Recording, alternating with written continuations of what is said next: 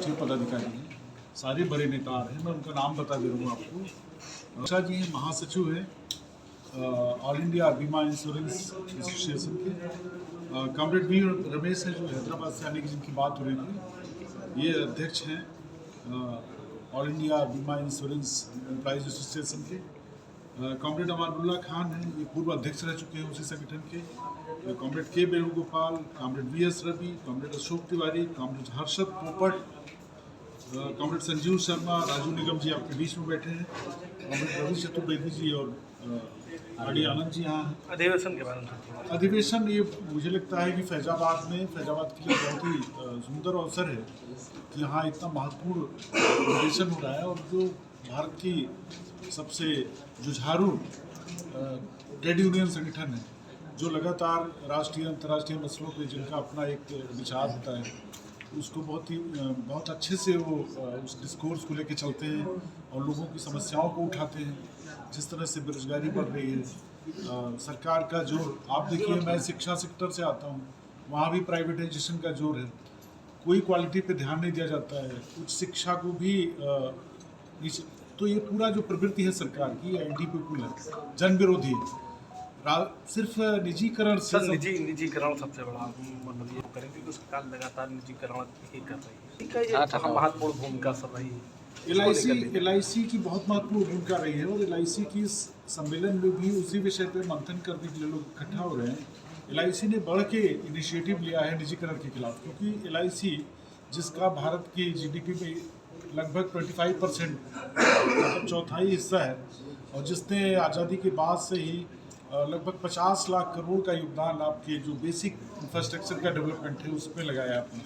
इतनी बड़ी संस्था तो किसी नहीं की है। प्राइवेट सेक्टर का जो बड़े से बड़ा भी कारपोरेट घराना होगा, उसका आप देखेंगे तो उसका भारत की जीडीपी में या भारत के जो विकास की योजनाएं हैं उनमें उनका योगदान बहुत शून्य है।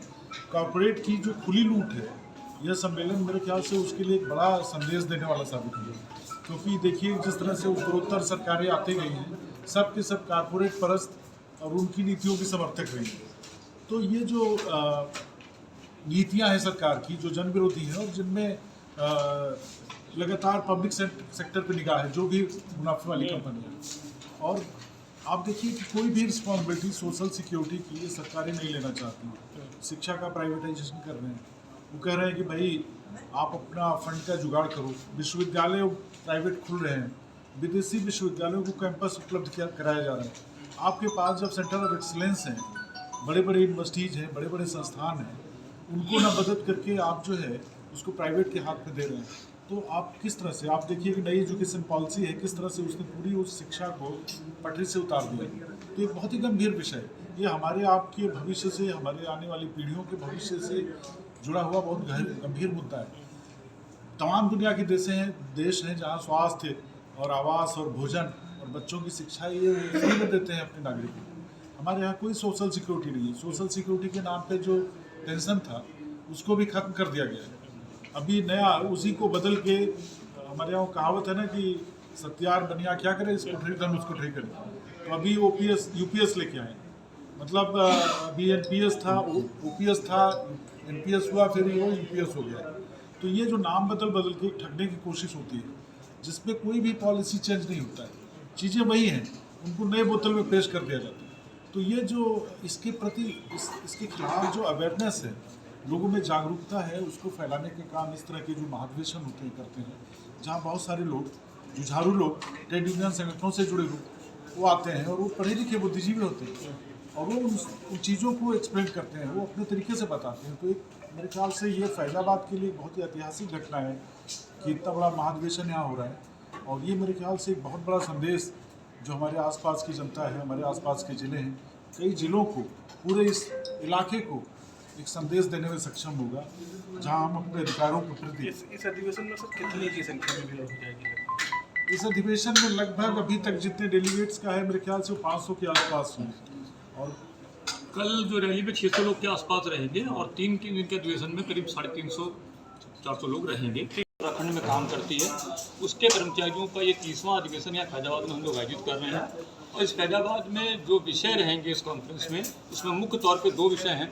जो भारतीय जीवन बीमा निगम के स्वाधीन स्वरूप की रक्षा करने के लिए है, और सरकार की वो नीति जो भारतीय जीवन बीमा निगम को और देश के पब्लिक सेक्टर को कमज़ोर करने के लिए डिजाइन करी गई है, उसके खिलाफ भी हम लोग संघर्ष जो कर रहे हैं, उस संघर्ष को नया आयाम देने के लिए भी हम इसमें चर्चा करेंगे। वहीं उसके साथ साथ हम लोग इस बात को लेकर कैंपेन जो हमने पिछले समय में लिया कि लाइफ इंश्योरेंस की प्रीमियम के ऊपर और हेल्थ इंश्योरेंस की प्रीमियम के ऊपर जो जीएसटी सरकार के द्वारा लगाया जा रहा है वो 18% लगाया जा रहा है। हमने 450 से ज़्यादा मेंबर ऑफ पार्लियामेंट को ज्ञापन दिए हैं और वो पूरे कैंपेन का परिणाम ये हुआ है कि सरकार की जो पिछली जीएसटी की काउंसिल मीटिंग हुई है उसमें निर्णय लिया गया है कि इसको रिव्यू किया जाना चाहिए।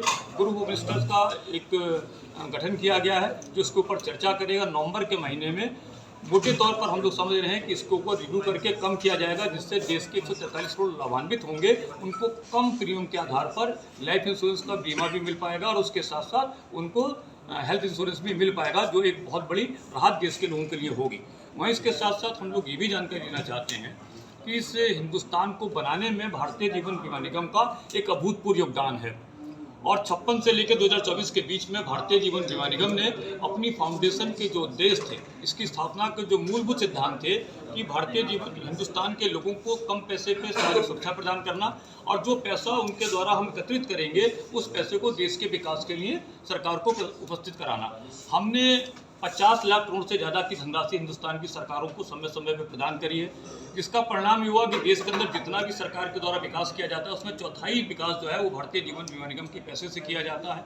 इसके अलावा हमने देश के एक ऐसे देश में जहाँ पर लोगों के पास अपने जीवन यापन के लिए आज भी संकट है, रोजगार नहीं है, सरकार खुद कह रही है कि 80 करोड़ लोगों को हमको अनाज देना पड़ता है। एक ऐसे देश में हमने 30 करोड़ से ज़्यादा लोगों को सामाजिक सुरक्षा प्रदान करी है और उसके साथ साथ हमने इस देश को बनाने के लिए, उनके जीवन को बेहतर बनाने के लिए न केवल पैसे को उपलब्ध कराया है, बल्कि सरकार को जब कभी संकट उत्पन्न हुआ है, किसी भी प्रकार की इकोनॉमिक क्राइसिस में सरकार के सामने संकट उत्पन्न हुआ है, उसमें भी भारतीय जीवन बीमा निगम के द्वारा उनको साधन उपलब्ध कराए गए हैं, उनको फाइनेंशियल सपोर्ट दिया गया है ताकि हिंदुस्तान की सरकार को उससे बाहर निकाला जा सके।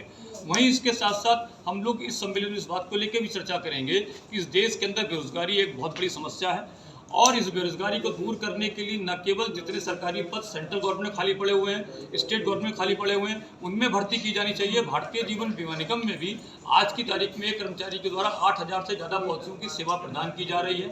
ऐसे समय में जब लोग बाग जल्दी से जल्दी सेवा लेना चाहते हैं, हम चाहते हैं कि 41,000 कर्मचारी जो भारतीय जीवन बीमा निगम में काम कर रहे हैं उसमें कम से कम 5000 साथियों की भर्ती तत्काल होनी चाहिए ताकि पॉलिसी धारकों को और बेहतर सेवा प्रदान की जा सके। वहीं उसके साथ साथ सरकार के द्वारा जितने भी पब्लिक सेक्टर है उनको विनिवेश करके उनको कमजोर करने का जो काम किया जा रहा है उसको लेकर भी देश के पैमाने पर एक बड़ा आंदोलन तैयार करने की रणनीति हम लोग तैयार करना चाहते हैं।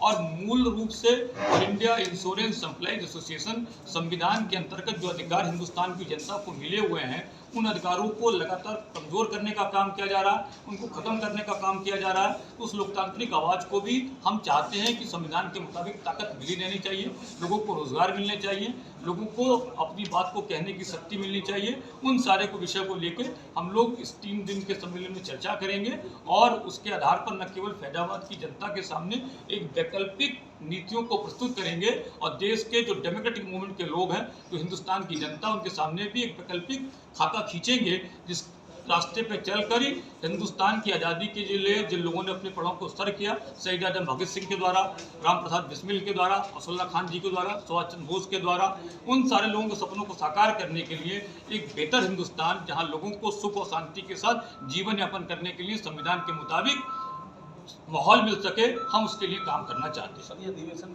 कितने दिन का होगा, कहाँ जगह पर होगा? इसी होटल के हस्कों में होगा। कल सुबह, हाँ, इसमें सुबह हम लोग कल 10 बजे रैली निकालेंगे और वो झंडा रोहण के बाद डेलीगेट कल ओपन सेशन होगा जिसमें हमारे ऑल इंडिया इंश्योरेंस के जो अध्यक्ष हैं साथी बी रमेश जी जो हैदराबाद से आ रहे हैं वो यहाँ पे रहेंगे, साथी श्रीकांत मिश्रा जी जो महामंत्री हैं AIA के और इंडियन संगठन के, वो इसको इनॉग्रेट करेंगे और AIA के जो पूर्व अध्यक्ष हैं साथी अमरला खान जी वो इसमें उपस्थित रहेंगे और हमारे दूसरे राष्ट्रीय नेता भी साथी अशोक तिवारी जी जो north central zone insurance association के पहले महामंत्री भी रहे हैं और AIA के जॉइंट सेक्रेटरी भी रहे हैं, वो भी इसमें उपस्थित रहेंगे। और साथ ही जो प्रमुख बात यह है कि 12 मंडलीय इकाइयाँ जो हमारी हैं उत्तर प्रदेश के अंदर 10 सब एक मिनट अपना को टेंशन के महामंत्री हैं वो आपके सामने अपनी बात करते हैं। बताया 3 दिन का ये अधिवेशन हमारा 14, 15, 16 सितंबर को हो रहा है। पूरे उत्तर प्रदेश के 10 मंडलीय इकाइयों से और उत्तराखंड की 2 मंडलीय इकाइयों से कुल 12 मंडलीय इकाइयों से लगभग 300 से 350 डेलीगेट ऑब्जर्वर 3 दिन देश के सामने, समाज के सामने, LIC के सामने जो चुनौतियाँ हैं उन पर चर्चा करेंगे और सरकार की जो नीतियाँ पब्लिक सेक्टर के खिलाफ हैं, रोजगार के खिलाफ हैं, सरकार की वो नीतियाँ जो लोगों को बांट रही हैं उनके खिलाफ हम मंथन करेंगे, चर्चा करेंगे कैसे उन नीतियों को परास्त कर पाए, कैसे उन नीतियों को पीछे ढकेल पाए और उसमें आप सब साथियों का हम लोग को सहयोग चाहिए। संख्या कितनी हो जाएगी सम्मेलन पॉलिसी सर जो है उसमें चाहे वो हेल्थ से लेकर के हो या गाड़ी का यही हमने LIC के विनिवेश का विरोध किया था, क्योंकि LIC के जब शेयर मार्केट में शेयर आएंगे तो पॉलिसी होल्डर का नुकसान होगा, शेयर होल्डर का फायदा होगा। साथ ही साथ हम बराबर सरकार से कह रहे हैं कि इस पर GST नहीं लगनी चाहिए। देश के आम जनमानस को आपने कोई सुरक्षा नहीं दी है। अगर कोई दुर्घटना हो जाती है तो उसके परिवार को सुरक्षा मिलनी चाहिए, तो वो आपको सस्ते पैसे में, कम पैसे में मुहैया करानी जानी चाहिए। 18% GST से प्रीमियम महंगा हो जाता है। कोविड में कितने लोग मरे, कोविड के बाद हेल्थ इंश्योरेंस के लिए बहुत इंपॉर्टेंस बढ़ गई है, हमने देखा लोग हेल्थ इंश्योरेंस ले सकें, इसलिए उस पर GST कम होनी चाहिए। आप कह रहे हैं हम देश के आम जनमानस के लिए काम कर रहे हैं और GST के हटाने के लिए हम मांग कर रहे हैं, तो आप उस पर संसद के अंदर बयान नहीं दे रहे हैं। आपने उसको मार्च अप्रैल में टाल के आप ले गए GST काउंसिल तक और आपने फिलहाल उसको ग्रुप ऑफ मिनिस्टर बना के 3 महीने और टाल दिया है। लेकिन हम बराबर दबाव बनाएंगे कि GST हटे, जिससे कि इंश्योरेंस का प्रीमियम और हेल्थ इंश्योरेंस का प्रीमियम सस्ता।